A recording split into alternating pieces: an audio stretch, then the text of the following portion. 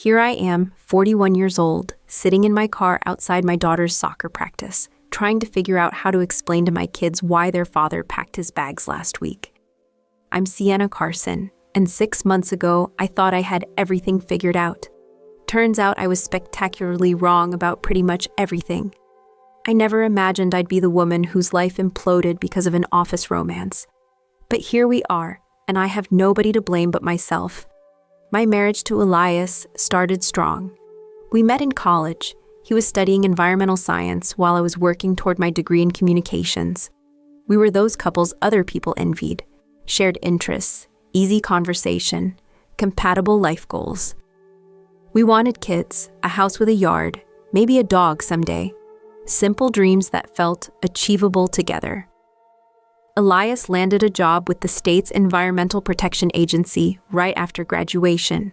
Good benefits, stable income, meaningful work protecting water quality and wildlife habitats.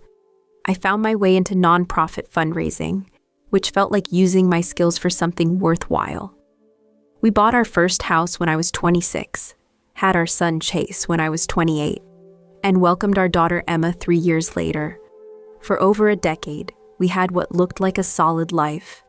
Elias would come home with stories about catching polluters or helping restore wetlands.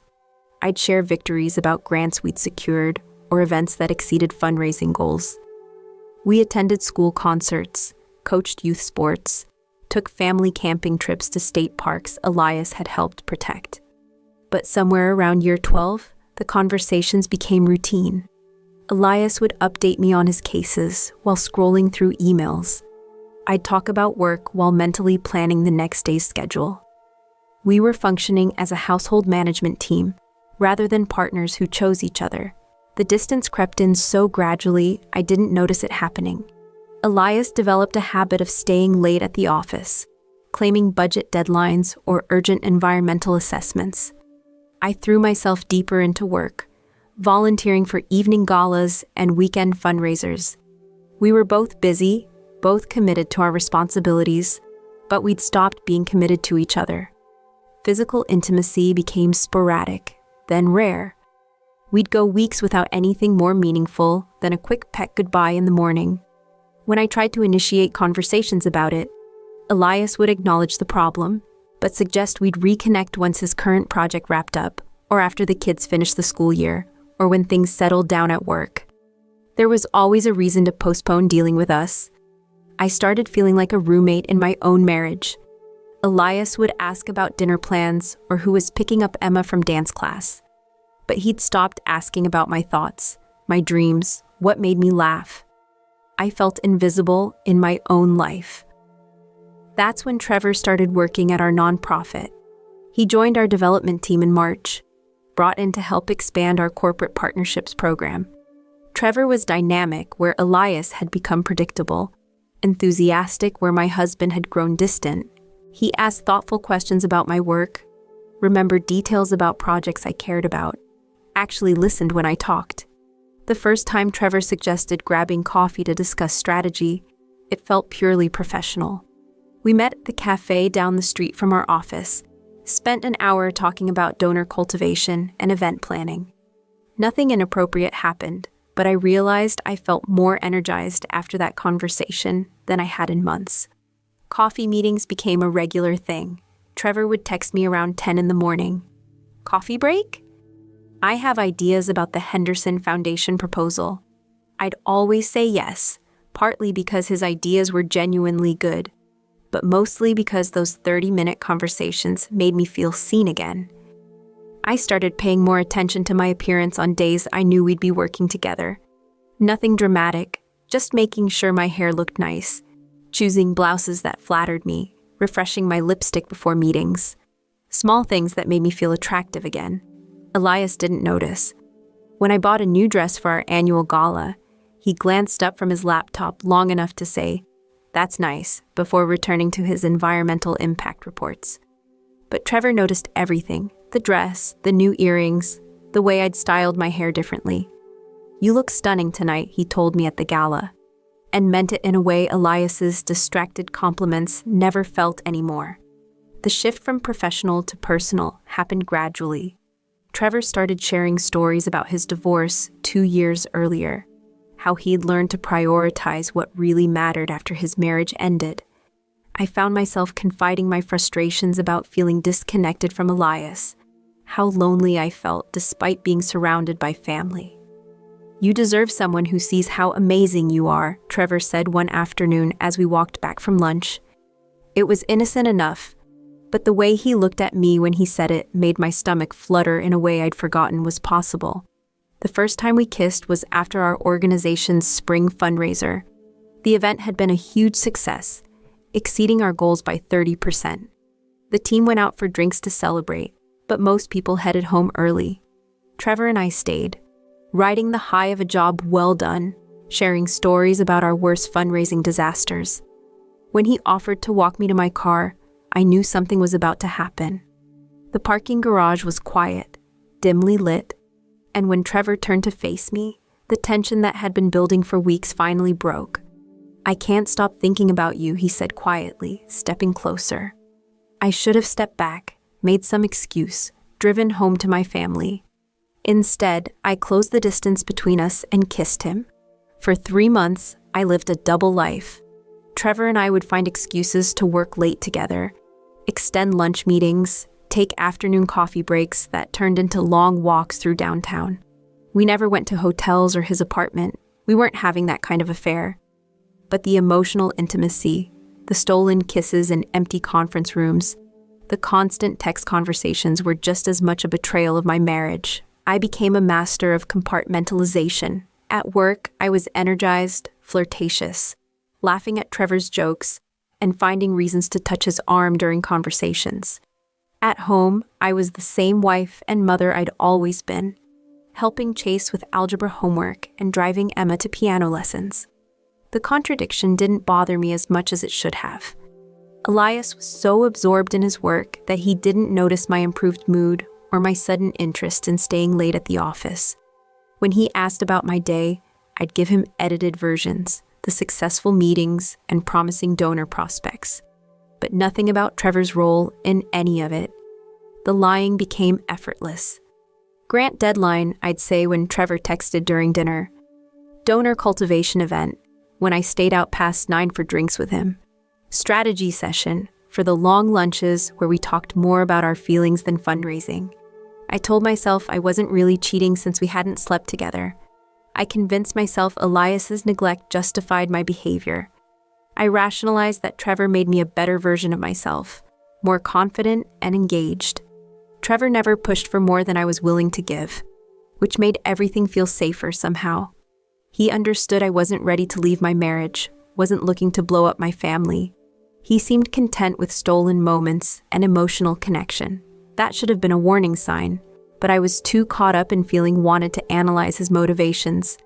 The whole thing unraveled on a Wednesday in late June. Elias had been working on a major water contamination case, staying late most nights for weeks.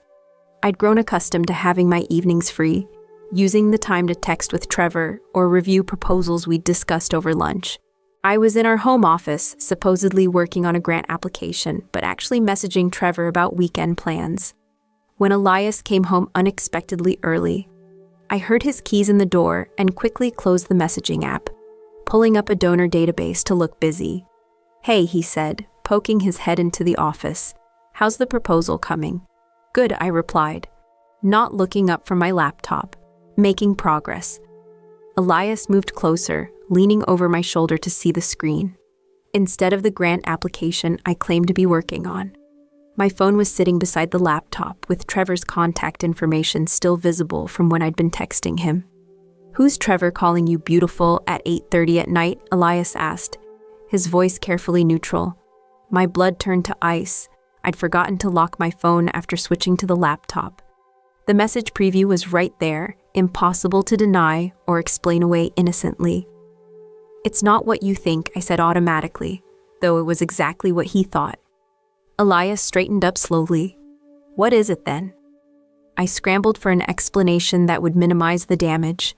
"He's just a colleague. Sometimes he's overly friendly, but I don't encourage it." Elias picked up my phone before I could stop him. I watched his face change as he scrolled through weeks of messages between Trevor and me, not just the flirtatious ones, but all my complaints about our marriage, my detailed descriptions of feeling unappreciated, the plans we'd made for lunch dates and coffee meetings. "How long?" he asked, setting down the phone with deliberate care. "Nothing's really happened," I said, which was technically true but completely misleading. "How long, Sienna?" 3 months, but we haven't. 3 months. 3 months of this guy telling you how beautiful you are, and you complaining to him about our marriage, and you meeting him for lunches and coffee dates. The way he said it, reading the evidence objectively, made me realize how damning it all sounded, but I still tried to minimize it. "It's just emotional stuff. We haven't slept together." Elias laughed, but there was no humor in it. "Oh, well, that makes it fine then. You've only been having an emotional affair with some guy from work, while I've been trying to figure out why my wife seems so distant lately." "You've been distant too," I shot back, my defensiveness flaring. "When's the last time you asked me about my day and actually listened to the answer? When's the last time you touched me like you actually wanted to?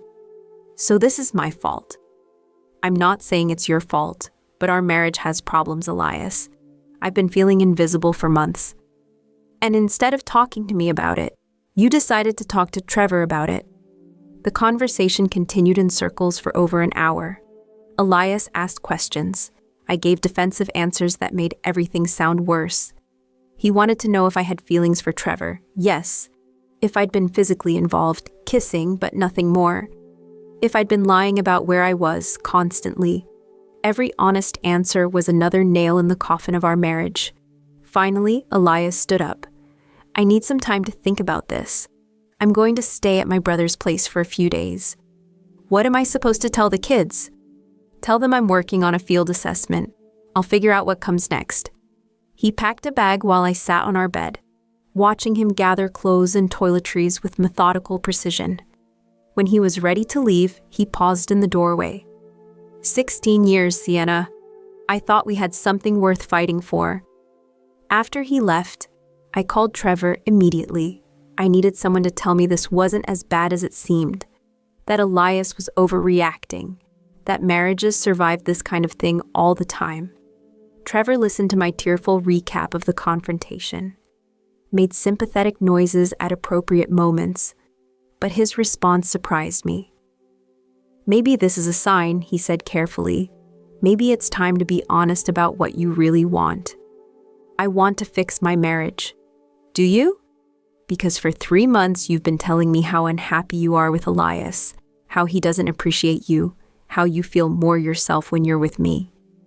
"That was just venting. I never said I wanted to leave him." There was a pause. "Well, you might not have a choice now." His tone was different, less supportive, more calculating. For the first time, I wondered if Trevor had been playing a longer game than I'd realized. Had he been actively encouraging my dissatisfaction with Elias, hoping to eventually win me away from my marriage? Or was he just a convenient distraction, someone to pass time with until something better came along? Elias stayed away for 5 days. I maintained the work trip story with Chase and Emma, though 15-year-old Chase looked skeptical when his father's supposed field assessment stretched into a second week. When Elias finally came home, he was different. Calmer but more resolved. He'd clearly spent the time making decisions. "I want to try counseling," he said, without preamble. "Not because I think this is my fault, but because we need help figuring out if there's anything left to save." I agreed immediately, relieved he wasn't asking for an immediate divorce, but his conditions were non-negotiable. Complete transparency about my relationship with Trevor. No more contact with him outside of absolutely necessary work interactions, and honest participation in therapy. "If you can't do those things, then we should just skip the counseling and go straight to lawyers," Elias said. I promised to end things with Trevor, to be completely honest in counseling, to do whatever it took to rebuild trust.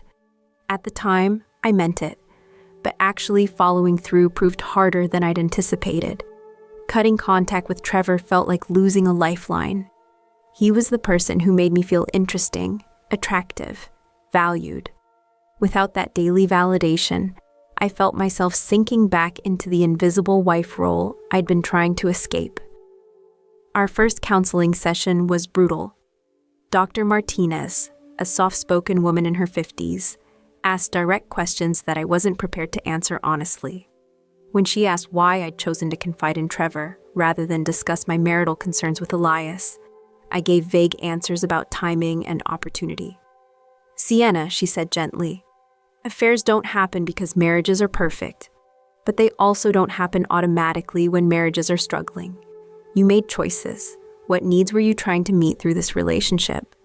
I mumbled something about feeling appreciated and understood, but Dr. Martinez pressed further.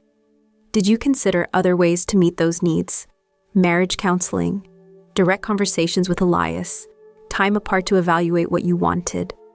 The honest answer was no. I'd wanted immediate gratification, instant validation, the excitement of being pursued by someone new. But admitting that made me sound shallow and impulsive. Elias was painfully honest about his experience. He talked about feeling blindsided, about questioning everything he thought he knew about our marriage and about me. He described the humiliation of reading my messages to Trevor, seeing our private marital struggles dissected with another man. "I keep wondering what else she's been lying about," he said. "If she could hide this for 3 months, what else don't I know?" By the 4th session, it was clear that Elias was trying harder than I was. He was reading the books Dr. Martinez recommended, implementing her suggestions about communication and emotional intimacy. I was going through the motions while secretly resenting the process. The breakthrough, or breakdown, depending on your perspective, came when Dr. Martinez asked me directly if I was still in contact with Trevor. "Only when necessary for work," I said, which was technically true but deliberately misleading. Elias looked at me with such disappointment. "You're lying again." "I'm not lying. We work together. Sometimes we have to communicate about projects." "Show me your phone," Elias said quietly. I hesitated just long enough for both Elias and Dr. Martinez to understand that I had something to hide. Over the past week, Trevor and I had exchanged several messages that went beyond pure work necessity.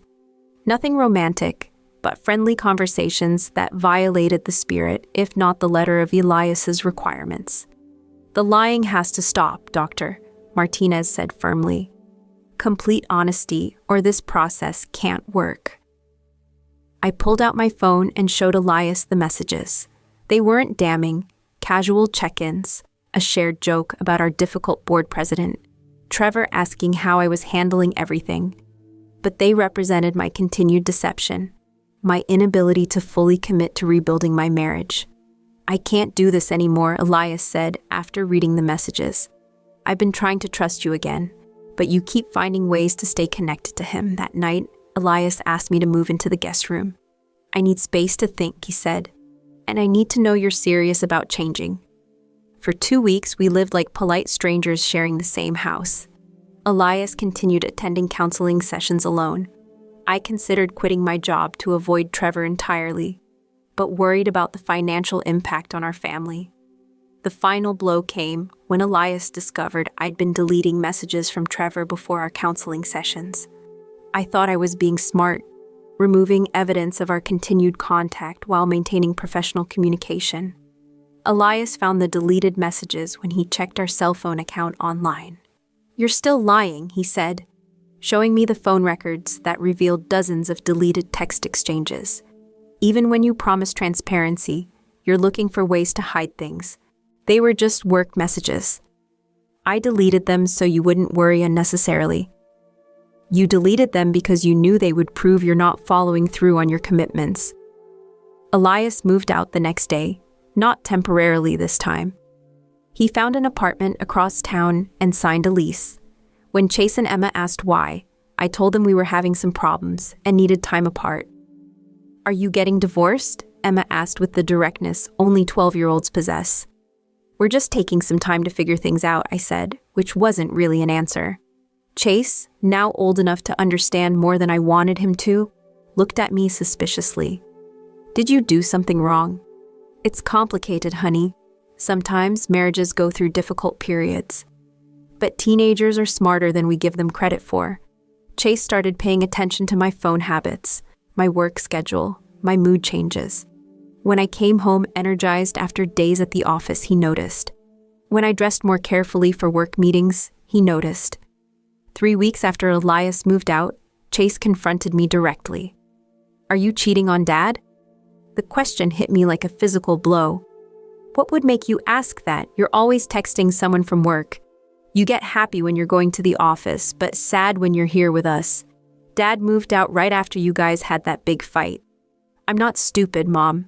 I wanted to deny everything, to protect him from the ugly truth about his mother. But looking at my 15-year-old son's face, I realized he already knew. He was just waiting for me to be honest. "I made some very bad choices," I said carefully. "I developed feelings for someone at work, and your father found out about it. So you did cheat. Not physically, but yes. I betrayed your father's trust and our marriage." Chase looked at me with an expression I'd never seen before, disappointment mixed with something that might have been contempt. "Mom, that's disgusting." He didn't speak to me for 3 days. Emma, being younger, didn't understand the details, but picked up on the change dynamic in our house. She started asking to spend more time at friends' houses, avoiding the tension that filled every room. Elias filed for divorce 6 weeks after moving out. The papers were delivered on a Thursday afternoon while I was at work. I opened them in my office, reading through the legal language that was dismantling our 16-year marriage. Trevor knocked on my door while I was still staring at the documents. "Everything okay?" he asked, noting my expression. Elias filed for divorce. Trevor closed the door and sat down across from my desk. "I'm sorry, I know this is hard." "Is it though? You've been encouraging me to leave him for months." Trevor looked uncomfortable. "I never told you to leave your husband. You told me I deserved someone who appreciated me. You said maybe this was a sign I should be honest about what I really wanted. What did you think that meant?" "I thought you were unhappy in your marriage and exploring your options." "And what about us? What happens now?" Trevor was quiet for a long moment. "Sienna, you're going through a divorce. You need to focus on your kids and figuring out your new life. This probably isn't the time to start a new relationship." "This?" I gestured between us. "What is this then?" "It's been fun, but it's complicated now. I'm not looking to be anyone's rebound relationship." The casual cruelty of his response stunned me. For months, I'd risked everything for this man who made me feel special and desired. I'd destroyed my marriage, damaged my relationship with my children, and compromised my integrity. And now he was dismissing our entire connection as fun. "You pursued me," I said, anger rising. "You told me I was amazing, that I deserved better. You made me feel like what we had was real." "It was real, but it was also an affair, Sienna. Those don't usually turn into lasting relationships." Trevor left my office, and I understood with crystal clarity that I'd been played. Not maliciously, perhaps, but I'd been a convenient distraction for him, an ego boost, a way to pass time. He'd never intended for our relationship to become anything permanent or serious. I'd thrown away my marriage for someone who saw me as disposable.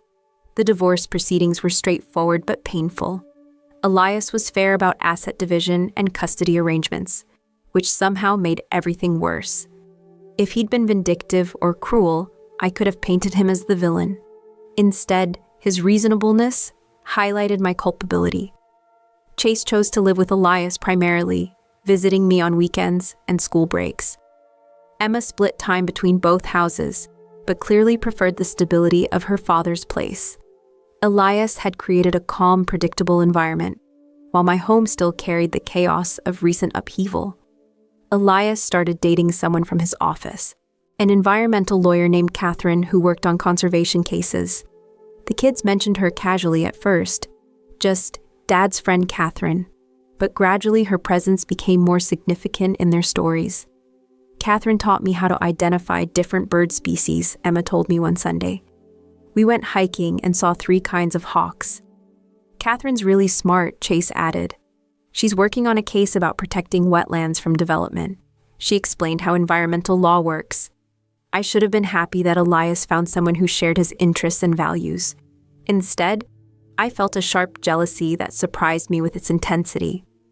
Elias was moving forward, building something new, while I remained stuck in the aftermath of my poor choices. My dating life was non-existent. The few men I met through apps or work connections seemed to sense my emotional unavailability. I was still processing the collapse of my marriage, still figuring out who I was as a single mother, still carrying guilt about my affair. Trevor and I maintained professional politeness at work, but the easy camaraderie was gone. He started dating a woman from outside our organization, someone without the complications of marriage and children. I watched him be charming and attentive with her at office events, the same way he'd once been with me. A year after my divorce, I finally understood what I'd lost. Not just Elias, though I missed his steadiness and integrity more than I'd expected. I'd lost my identity as someone trustworthy, as a woman my children could respect without reservation, as a person who kept her commitments. The affair hadn't just ended my marriage. It had revealed something ugly about my character that I was still learning to face. I'd been selfish, dishonest, and willing to risk my family's stability for momentary excitement. Those weren't mistakes or lapses in judgment. They were choices that reflected who I really was when things got difficult. I started individual therapy, not to save my marriage, that ship had sailed, but to understand why I'd made such destructive decisions. Dr. Kim helped me see patterns I'd been avoiding. You sought external validation when you felt disconnected from Elias, she observed, but you never tried to address the disconnection directly. I was afraid he wouldn't care enough to work on it. So instead of risking that rejection, you found someone who made you feel valued without requiring any effort or vulnerability on your part. That stung because it was accurate. Trevor had been the easy option, flattering and available, requiring no real emotional investment or difficult conversations. I'd chosen the path that felt good in the moment, rather than the one that might have actually improved my life. 2 years post-divorce, I've rebuilt a different kind of relationship with my children. Chase and I had several difficult conversations about trust, responsibility, and the impact of our choices on other people. He's forgiven me, but there's a guardedness now that wasn't there before. He's learned too young that parents are fallible, that the people you trust most can disappoint you. Emma, now 14, is more direct about her feelings. "I love you, Mom, but I don't want to be like you when I grow up," she told me last month. "I want to be someone who keeps promises." Her words were devastating but fair. I had broken the most important promise I'd ever made, to honor my marriage and protect my family. Now I'm working to become someone worthy of my children's respect again. Elias married Catherine last fall. The kids were in the wedding party, glowing with happiness as they celebrated their father's new beginning. I helped Emma choose her dress and drove both kids to the ceremony, maintaining the grace expected of a mature ex-wife, while privately mourning the family we'd once been.